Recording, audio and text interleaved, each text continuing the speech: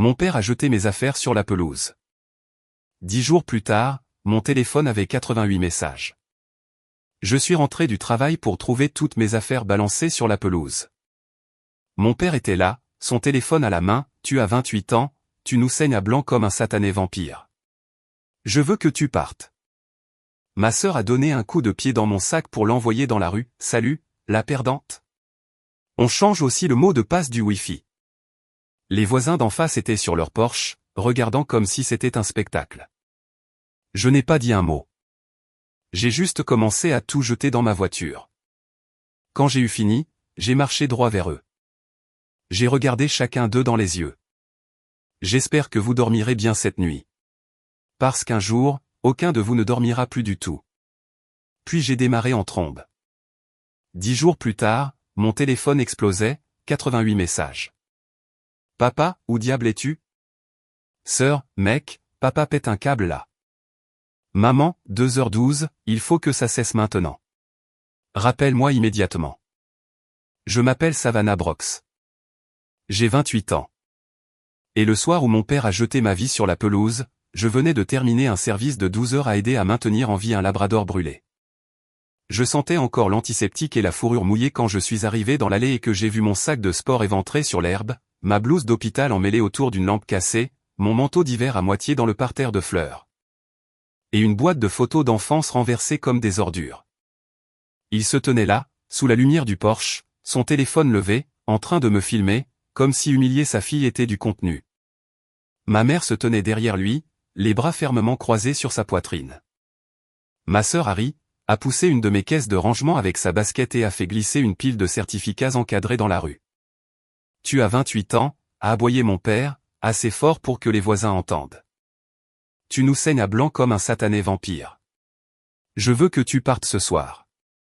Les gens d'en face étaient assis sur leur Porsche, faisant semblant de ne pas regarder, mais il n'en manquait pas une seconde. J'ai regardé le téléphone, pointé sur mon visage, et j'ai souri droit dans l'objectif. Avez-vous déjà été traité de parasite par les personnes qui étaient censées vous aimer le plus? Parce qu'à ce moment précis, quelque chose en moi est devenu glacial. J'ai chargé jusqu'à la dernière de mes affaires dans ma voiture sans pleurer, sans supplier, sans leur donner la scène qu'ils voulaient. Puis je me suis approché d'eux trois et j'ai dit très doucement, j'espère que vous dormirez bien cette nuit, parce qu'un jour, aucun de vous ne dormira plus du tout. Avant de vous dire ce qu'il a dit ensuite et ce qui s'est passé après que je sois parti, dites-moi, quelle heure est-il pour vous en ce moment et d'où regardez-vous? Je suis curieuse de voir jusqu'où cette histoire voyagera. Je ne suis pas d'abord allé chez une amie. Je ne me suis pas non plus assise en sanglotant sur un parking. J'ai roulé 3 sorties plus au sud, je me suis garé derrière une station-service ouverte 24 heures sur 24, et j'ai écouté le mémo vocal que j'avais accidentellement enregistré en ramassant mes affaires.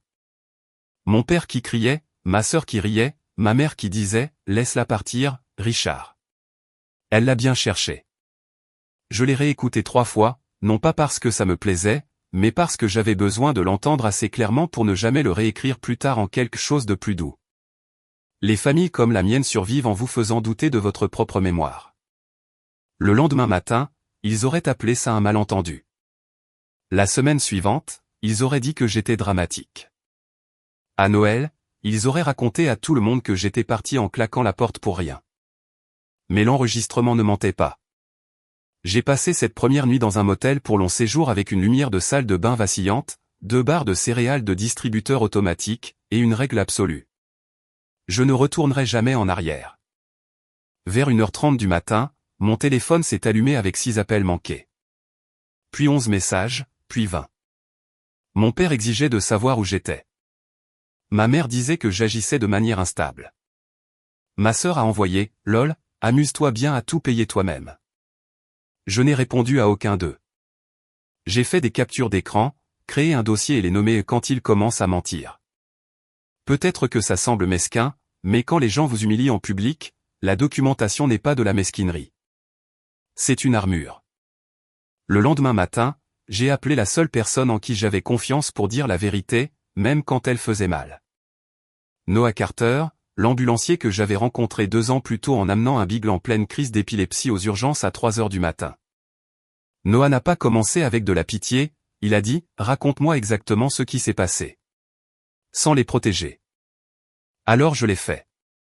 Chaque mot, chaque regard, chaque petite pièce de théâtre que mon père avait montée pour le voisinage. Noah est resté silencieux une seconde, puis a demandé, s'il t'appelait ce soir en pleurant, est-ce que tu y retournerais? J'ai fixé le rideau du motel et je me suis surprise de la rapidité avec laquelle la réponse est venue. Non. Bien, a-t-il dit. Alors arrête d'agir comme si c'était une rupture que tu pourrais réparer. C'est un incendie dont tu viens enfin de sortir. Ça m'a frappé durement parce qu'il avait raison. Je n'avais pas été expulsé d'un foyer aimant. Je m'étais échappé d'un système bâti sur la honte. Devant un café brûlé dans le hall du motel, j'ai ouvert ma galerie de photos et j'ai supprimé chaque selfie de famille où j'avais souri trop fort. Anniversaire, barbecue, matin de Noël, cette fausse normalité que j'avais passé des années à jouer. Puis j'ai commencé à chercher des chambres à louer, des services supplémentaires, et toute opportunité qui me rapprocherait du programme de certification que j'avais reporté depuis 3 ans. Parce que mon père n'arrêtait pas de dire que les carrières sérieuses étaient pour les enfants qui finissent ce qu'ils commencent. Je finissais déjà plus de choses qu'il ne l'avait jamais vu. Sauver des animaux, soutenir des inconnus au milieu de la nuit, payer la moitié de leurs courses quand ma mère oubliait sa carte. Et soudain, j'ai compris quelque chose de laid. Ils ne m'avaient pas mise à la porte parce que j'étais faible. Ils m'avaient mise à la porte parce que j'avais cessé d'être utile de la manière qui leur plaisait. Avez-vous déjà conduit en tremblant si fort que vous pouviez à peine tenir le volant, mais en souriant quand même? Parce qu'au fond de vous, vous saviez que les personnes qui se moquaient de vous venaient de commettre la pire erreur de leur vie. C'est ce que j'ai fait. Étage 10 jours plus tard, ils m'ont donné raison. Au 3e jour, j'avais un tarif à la semaine au motel, 2 services de nuit supplémentaires à l'hôpital pour animaux, et exactement $341 restant après l'essence, la nourriture et le stockage. Ça aurait dû me terrifier plus que ça ne l'a fait. Au lieu de ça, je me sentais étrangement lucide. Personne ne claquait les placards parce que je rentrais tard du travail. Personne ne tenait le compte du nombre de douches que je prenais. Personne ne me traitait d'égoïste pour avoir acheté mes propres barres protéinées pendant que ma sœur commandait à emporter avec la carte de ma mère. À l'hôpital, le chaos avait un sens. Un berger allemand percuté par une voiture est arrivé à 2 heures du matin et j'ai agi par instinct, main stable, geste précis, sans panique. Ma superviseure, le docteur Hélène Mercé, l'a remarqué à la fin du service. Elle a dit, Savannah, vous faites déjà le travail de quelqu'un qui devrait être dans notre filière de chirurgie avancée. Pourquoi n'avez-vous pas postulé? J'ai presque ri, parce que qu'est-ce que j'étais censé dire? Que j'avais passé des années piégé dans une maison où l'ambition était traitée comme une trahison si elle ne profitait pas d'abord à tout le monde. Au lieu de ça, j'ai dit, mauvais timing. Elle m'a regardé droit dans les yeux et a répondu, alors peut-être que c'est enfin le bon timing. Le même après-midi, Noah m'a retrouvé devant un dîner près de l'autoroute. Il a fait glisser un bloc-notes jaune sur la table. Dessus, il avait écrit 3 choses, logement, certification, limite. Ce sont tes seules priorités, a-t-il dit. Pas te défendre, pas t'expliquer, pas chercher à tourner la page. Il m'a de nouveau mis au défi. Disons que ton père débarque en pleurant. Ta mère dit qu'elle est malade d'inquiétude. Ta sœur dit que la famille s'effondre. Qu'est-ce que tu fais? J'ai remué mon café et j'ai dit, je la laisse s'effondrer. Noah a hoché brièvement la tête, comme si j'avais enfin parlé le langage de la survie. Nous avons élaboré un plan. J'ai postulé à la filière de certification de technicien en chirurgie de l'hôpital. J'ai trouvé une chambre au-dessus du garage d'un mécanicien à la retraite, appartenant à une veuve nommée Madame Delaney, qui demandait un loyer juste et ne posait aucune question indiscrète au-delà de savoir si je fumais ou avais des animaux. Puis j'ai fait quelque chose qui semblait anodin mais qui importait plus que je ne l'imaginais. J'ai changé mon contact d'urgence de ma mère à Noah. C'était un simple geste sur un téléphone, mais c'était comme couper un fil. Pendant ce temps, les messages de la maison changeaient de ton. Mon père a cessé de me traiter de paresseuse et a commencé à demander où étaient les papiers du titre de propriété de la voiture. Ma mère voulait savoir si j'avais déménagé quelque chose d'important. Ma sœur a texté, tu as le login du portail des services publics? Voilà. Aucune inquiétude, aucune excuse, juste un inconvénient. C'est là que j'ai réalisé que ma disparition n'avait pas d'abord créé de chagrin dans cette maison. Elle avait créé du travail. j'avais été celle qui gérait les renouvellements de médicaments du chien, les paiements de factures en ligne, les commandes de courses pour ma mère, et les allers-retours à la pharmacie quand mon père était trop fatigué après le travail. Je n'étais pas un fardeau. J'étais une infrastructure non rémunérée. Une fois que j'ai vu ça, toute l'histoire familiale s'est effondrée. À la fin de cette semaine, j'ai emménagé dans l'appartement du garage de Madame Delaney avec 2 sacs de sport, une chaise pliante et un matelas trouvé sur Facebook Marketplace. L'endroit sentait légèrement la sueur et la vieille peinture. C'était parfait. Le premier soir, je me suis assise par terre, mangeant un Hello Mine à emporter dans sa boîte, entouré de cartons non déballés, et j'ai écouté le silence. Le vrai silence. Pas le genre de silence lourd avant une dispute. Pas le genre de faux calme où tout le monde est à un commentaire près du drame. Le silence, le vrai. Mon téléphone a de nouveau vibré. Mon père. Toute cette petite comédie a assez duré. Ma sœur. Papa est furieux parce que tu n'as pas payé le rappel d'assurance auto de maman et maintenant elle a une pénalité de retard. J'ai éclaté de rire. Pas parce que c'était drôle, mais parce que c'était pathétique. Les personnes qui avaient jeté mes affaires dans la cour découvraient maintenant à quel point une grande partie de leur vie d'adulte reposait tranquillement sur la fille qu'ils qualifiaient d'inutile. Et pour la première fois depuis que j'étais parti, la vengeance ne ressemblait pas à des cris en retour. Elle ressemblait à l'absence. Elle ressemblait à les laisser ressentir chaque once du travail que j'absorbais auparavant. Dites-moi ceci. Si votre famille ne remarque votre valeur qu'après que vous ayez cessé de les porter, vous aimez-ils vraiment, ou louez-ils simplement votre loyauté gratuitement? Les jours 6 à 10 furent le début du véritable effondrement. Je le sais parce que Madame Delaney, ma nouvelle propriétaire, s'est avérée connaître la moitié du lotissement où j'ai grandi.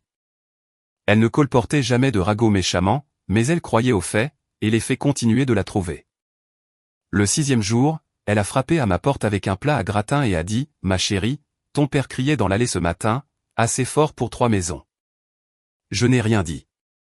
Et elle a ajouté « Les hommes ne crient aussi fort que lorsque le public qu'ils voulaient n'a pas applaudi. » Plus tard dans la nuit, ma sœur m'a envoyé un long texto qui commençait par « Tu es incroyable » et se terminait par « Maman a pleuré à Costco. » Je n'ai pas répondu. Le 7e jour, Noah a appelé après son service et a dit qu'il avait fait une intervention de transport près de mon ancien quartier. Ton père était dans le jardin en train de se disputer avec un technicien du câble, a-t-il dit. Apparemment, quelqu'un a oublié le mot de passe du compte. Encore une fois, pas de chagrin. Du travail. Le 8e jour, ma mère a appelé d'un numéro que je ne connaissais pas et a laissé un message vocal qui a commencé en larmes et s'est terminé en accusation. Elle a dit que je punissais la famille, que je les embarrassais, que je faisais parler les voisins et que je transformais mon père en quelqu'un qu'elle reconnaissait à peine. Cette partie m'a presque fait rire. Richard Brooks avait toujours été exactement qui il était. La seule différence maintenant, c'est que sa cible était partie.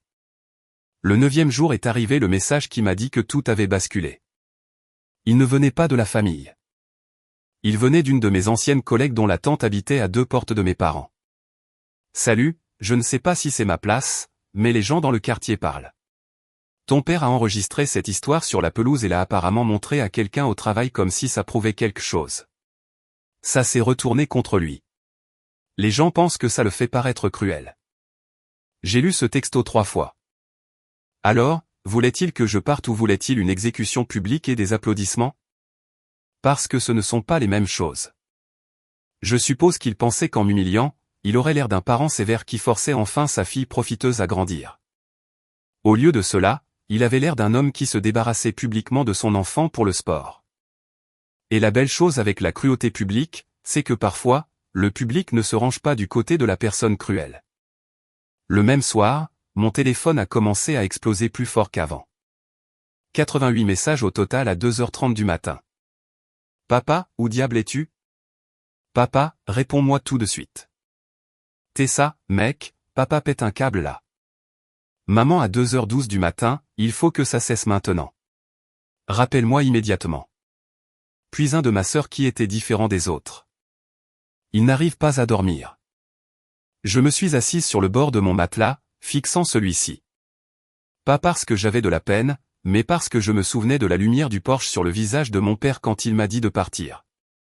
De son air si stable. Si certain. Les hommes comme lui pensent toujours que les conséquences sont pour les autres. Ils pensent que la rage de ce soir disparaît le lendemain matin et que tout le monde est censé repartir à zéro. Mais la honte est une chose amusante. Quand elle finit par revenir, elle ne frappe pas poliment. Elle défonce la porte. L'après-midi suivant, alors que j'aidais à préparer un Golden Retriever pour une chirurgie abdominale d'urgence, le docteur Mercé m'a pris à part. Ma candidature à la certification avait été acceptée. Non seulement ça, mais l'hôpital était prêt à sponsoriser la majeure partie des coûts si je m'engageais dans la filière chirurgicale d'1 an. J'aurais dû fondre en larmes sur le champ. Au lieu de cela, j'ai ressenti cette justification profonde, presque privée. La même semaine où mon père perdait la tête parce que j'avais arrêté de gérer sa maison, j'entrais dans la carrière qu'il avait toujours laissé entendre que je n'étais pas assez sérieuse pour mériter. Ce soir-là, après le service, j'ai enfin écouté tous les messages vocaux. Mon père n'y était plus furieux. Il avait l'air épuisé. Ma mère avait l'air paniquée. Ma sœur avait l'air effrayée d'une manière très égoïste et enfantine. La façon dont les gens sonnent quand le système familial qui les protégeait commence à se retourner contre eux aussi. Madame Delaney m'a dit plus tard qu'elle avait entendu une autre dispute violente à la maison. Mon père reprochant à Tessa d'avoir commencé les choses sur la pelouse.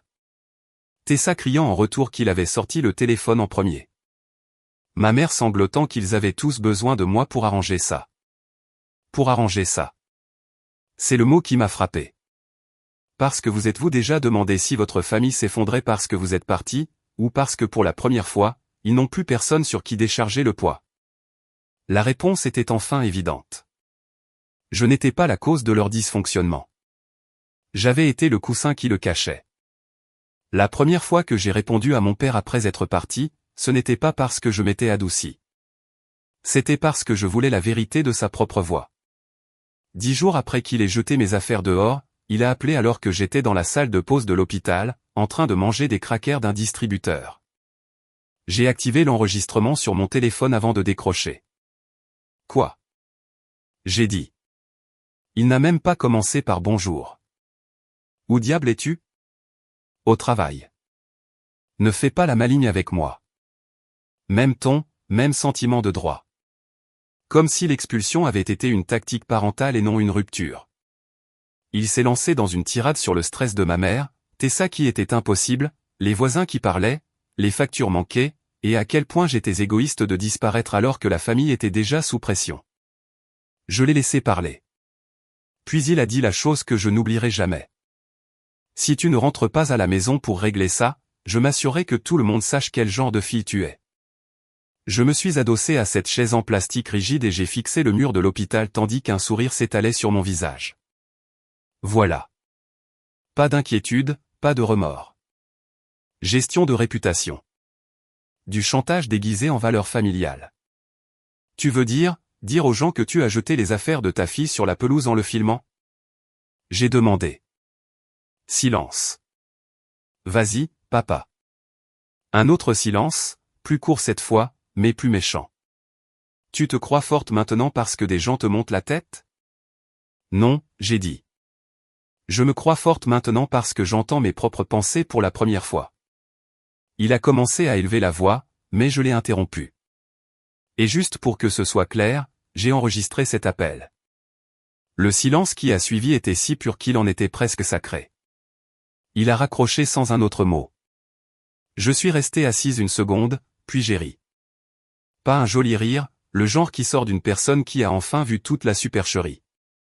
J'ai envoyé le fichier audio dans un dossier cloud privé à côté de l'enregistrement original de la pelouse. Puis je suis retourné au travail et j'ai aidé à stabiliser un husky effondré, comme si ma vie ne changeait pas d'heure en heure. Ce soir-là, le docteur Mercé m'a officiellement offert la place sponsorisée dans la filière chirurgicale et une augmentation avec les responsabilités supplémentaires. J'ai accepté sur le champ. Elle m'a serré la main et a dit, « Tu as ta place ici, Savannah. » C'était une phrase si simple, mais je la portais en moi comme une chaleur dans ma poitrine, parce qu'à la maison, l'appartenance avait toujours été conditionnelle. Au travail, elle était méritée. Quand je suis retourné à l'appartement, Madame Delaney arrosait ses tomates. Elle a levé les yeux et a dit, « Ton père est passé. » Mon estomac s'est noué. Elle a haussé une épaule. Je ne l'ai pas laissé entrer. Je lui ai dit que s'il voulait crier, il pouvait le faire depuis la propriété publique où tout le monde pouvait entendre. J'aurais pu la serrer dans mes bras. Elle m'a tendu une serviette en papier plié avec un numéro écrit dessus. Il a laissé son numéro de téléphone, comme si tu l'avais égaré. Puis elle a dit quelque chose d'encore mieux. Au fait, les gens parlent, et pas comme ils l'espéraient. Les hommes qui jettent les affaires des femmes dans la cour ne s'en remettent généralement pas socialement aussi bien qu'ils le pensent. Apparemment, une des voisines d'en face avait dit à quelqu'un à l'entrepôt de mon père que tout l'incident avait l'air dérangé. Et de là, l'histoire s'est propagée. Rien de dramatique. Il n'a pas perdu son travail ou quoi que ce soit d'incroyable. Mais on le regardait différemment, on le jugeait, on l'évitait discrètement. Le genre de conséquences qui empêchent les hommes fiers de dormir la nuit. Ma sœur a texté vers minuit. Qu'est-ce que tu lui as dit? Il tourne en rond comme un psychopathe. Je n'ai pas répondu. Une minute plus tard, elle a ajouté, maman dit que ça a été trop loin. À celui-là, j'ai répondu. J'ai écrit, ça a été trop loin le soir où il a mis ma vie sur la pelouse. Elle l'a lu immédiatement. Pas de réponse. Ce qui m'a le plus frappé, ce n'est pas qu'ils souffraient. C'est que la souffrance les avait enfin rendus conscients que j'existais en tant que personne réelle, pas un rôle, pas un service, une personne. Et je sais que certaines personnes diraient que la vengeance devrait être plus bruyante, plus cruelle, plus spectaculaire. Mais il y a une sorte de vengeance spécifique à devenir indéniable pour les personnes qui ont bâti leur confort en vous niant. Avez-vous déjà entendu le même parent qui vous traitait autrefois d'inutile menacer soudainement de ruiner votre nom parce qu'au fond, il sait que le vôtre pourrait survivre plus longtemps que le sien? C'est à ce moment-là que j'ai su que j'avais déjà gagné. 2 jours plus tard, mon père s'est présenté en personne. Pas à mon ancienne maison, pas au motel, mais devant l'appartement du garage de Madame Delaney, juste après le coucher du soleil, au moment où les lampadaires se sont allumés et que le quartier est devenu assez calme pour que chaque mot porte. J'ai vu son camion avant de le voir lui. Puis on a frappé. Fort, impatient, familier. Mon corps a réagi avant mon esprit. Épaules tendues, pouls accéléré, cette vieille angoisse se réveillant comme si elle n'était jamais partie. Mais je ne me suis pas figé. J'ai ouvert la porte avec la chaîne de sécurité toujours en place. Richard Brox avait l'air pire que jamais. Pas brisé, pas humble, juste usé, les yeux rouges, la mâchoire serrée, portant la même veste de travail comme s'il avait dormi avec. Il faut qu'on parle, a-t-il dit. On est en train de parler, ai-je répondu. Il a jeté un coup d'œil derrière moi dans l'appartement, observant la bibliothèque d'occasion, la table pliante, les boîtes non déballées. Je pouvais voir le jugement essayer de monter en lui, mais il n'a pas atterri comme avant, car cet espace, aussi petit soit-il, était le mien. Ta mère est anéantie, a-t-il dit. Ta sœur pleure tous les jours. Ça a assez duré. Tu m'as mise à la porte. J'étais en colère. Tu l'as filmé. Son visage a eu un tic. Je n'ai pas pensé, exactement. Ça l'a touché. Il a changé de ton, essayant une approche plus douce qui sonnait étrange venant de lui. Savannah, tu sais, je voulais juste que tu voles de tes propres ailes. J'ai presque admiré la réécriture, l'audace d'un homme qui allume une allumette puis décrit le feu comme une motivation. Je vole de mes propres ailes, j'ai dit. C'est ça qui te dérange. Il a semblé sincèrement surpris. Et à cette seconde, j'ai compris quelque chose. Le contrôle avait toujours été plus facile pour lui quand je voulais encore son approbation. Une fois que j'ai cessé de la chercher, il n'avait plus rien d'assez fort pour me ramener. Puis il s'est approché trop près de la porte et a baissé la voix. Tu me fais passer pour un monstre. Pas tu m'as fait mal. Pas je suis désolé. Pas j'avais tort. Mais tu me fais passer pour un monstre. J'ai ri en plein dans son visage. Je ne te fais passer pour rien du tout. Tu as fait ça tout seul. Il est devenu rouge.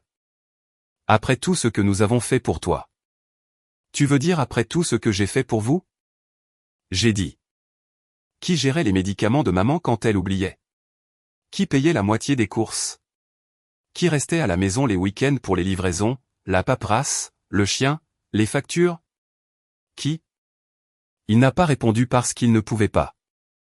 Le silence entre nous était rempli de chaque tâche invisible que j'avais jamais accomplie tout en m'entendant dire que j'étais un fardeau. Puis il a dit quelque chose de plus laid, plus bas. Les familles ne survivent pas à des filles comme toi.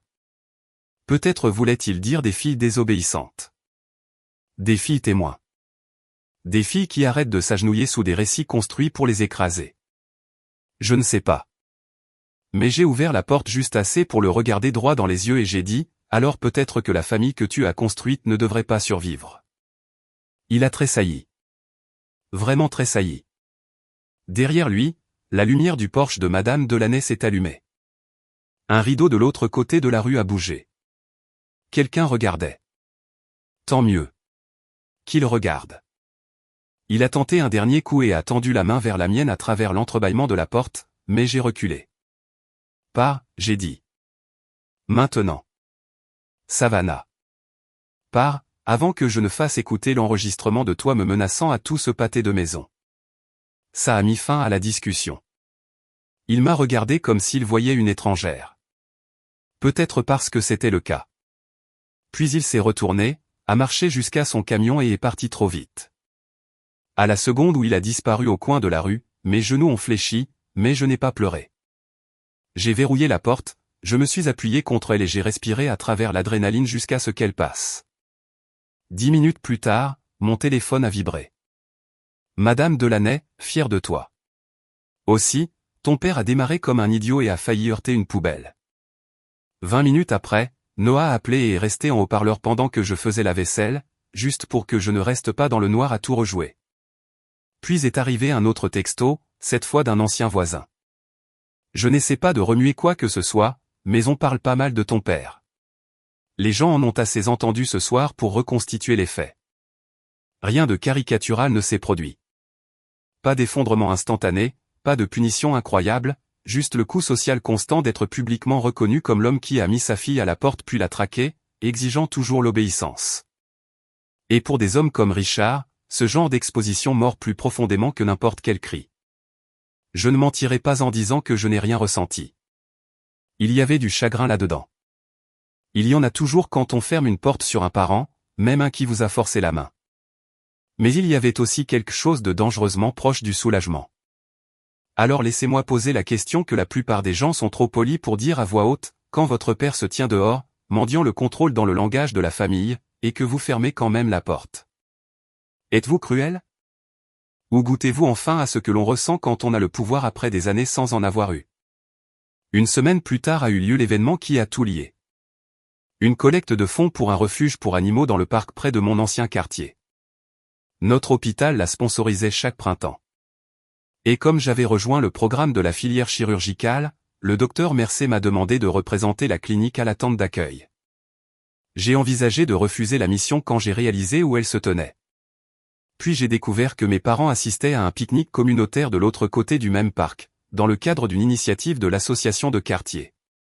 Bien sûr qu'ils y étaient. Richard Brox aimait les décors avec des témoins. Alors j'y suis allé. Pas pour tourner la page, pas pour la réconciliation.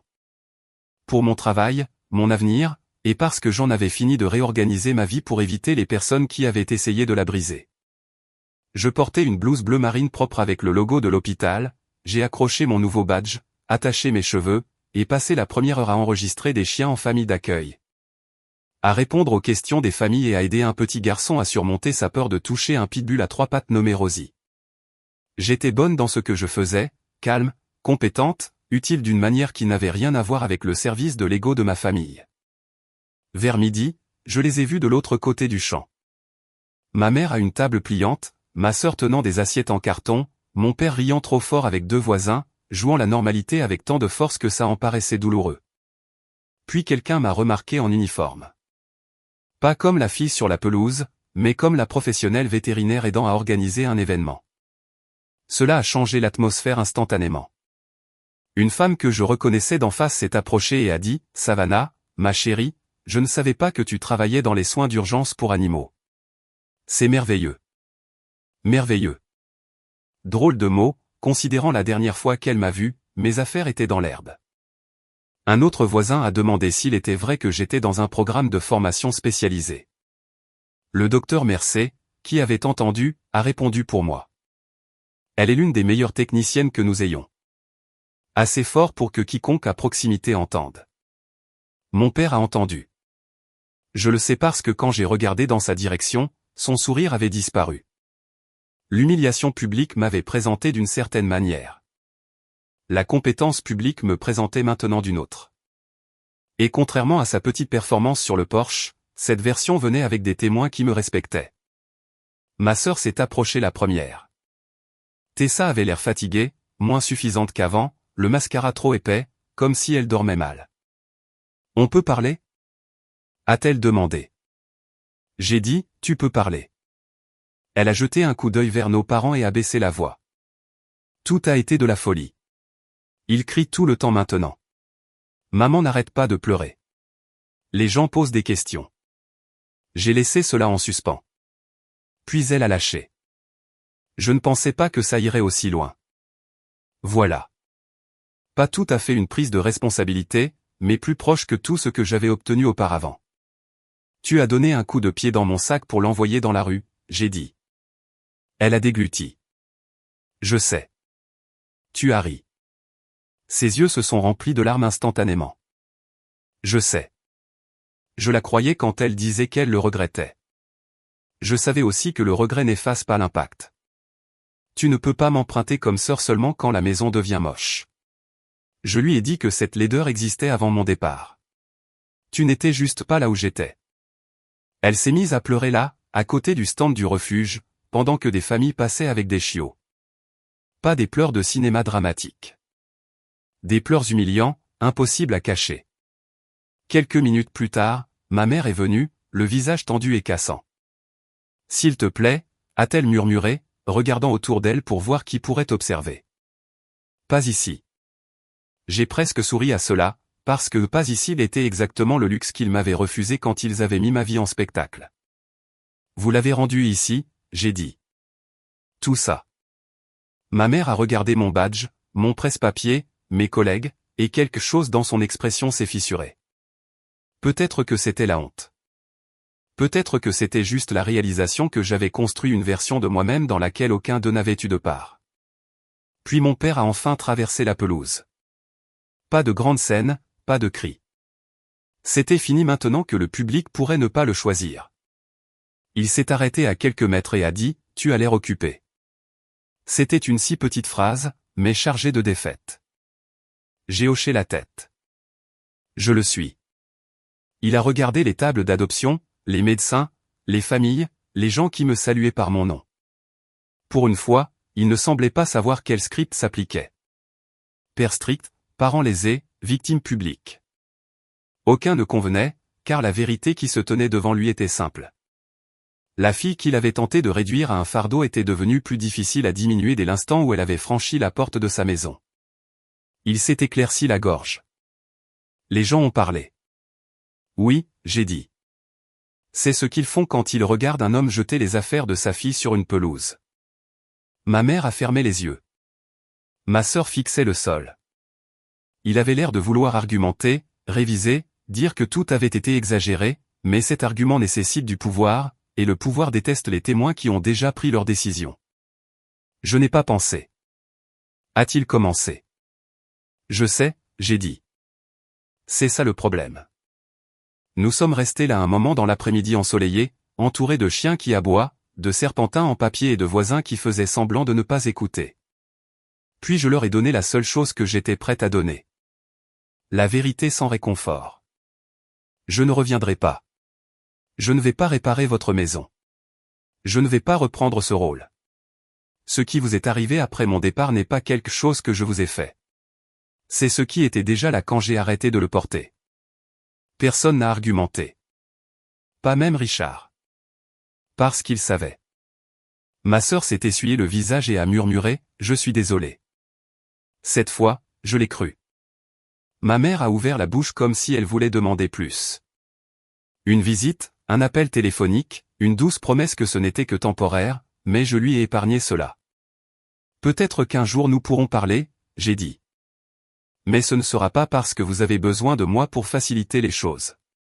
Ce sera parce que vous aurez appris à ne pas me traiter comme si j'étais jetable. Puis le docteur Mercé a appelé mon nom depuis la table voisine, et je suis retourné au travail. C'était la fin qu'ils méritaient. Pas moi m'effondrant dans leurs bras. Pas une réunion parfaite. Pas un discours cruel pour les applaudissements. Juste moi, choisissant ma propre vie devant eux, tandis qu'ils comprenaient. Peut-être pour la première fois, qu'ils n'en étaient plus le centre.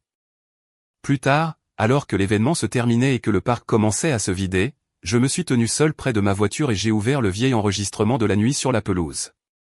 La voix de mon père, le rire de ma sœur, le silence de ma mère. J'ai écouté pendant 5 secondes, puis je l'ai supprimé. Pas parce qu'il méritait la pitié, mais parce que je n'avais plus besoin de la preuve. Les conséquences étaient déjà arrivées. Mon père était devenu un homme que les gens regardaient différemment. Ma sœur avait appris trop tard que la cruauté exercée pour l'approbation familiale compte toujours comme de la cruauté. Ma mère avait découvert que la neutralité face à la violence n'est pas de l'innocence. Et moi, j'ai appris la chose la plus difficile de toutes. Parfois, quitter sa famille n'est pas une trahison. Parfois, c'est la seule façon de se sauver et de les forcer à affronter ce qu'ils sont sans vous pour l'absorber. Je pensais que la famille était pour toujours, quoi qu'il arrive. Maintenant, je pense que l'amour qui n'existe que lorsque vous restez petit n'est pas du tout de l'amour. S'il ne valorise que la version obéissante de vous, la version utile de vous, la version silencieuse de vous, alors partir est peut-être la première chose honnête que vous ayez jamais faite. Et voici la question que je veux vous laisser. Seriez-vous assez courageux pour quitter les personnes qui continuent d'appeler votre souffrance de l'amour? Ou l'endurez-vous encore parce que vous avez peur d'être traité d'ingrat?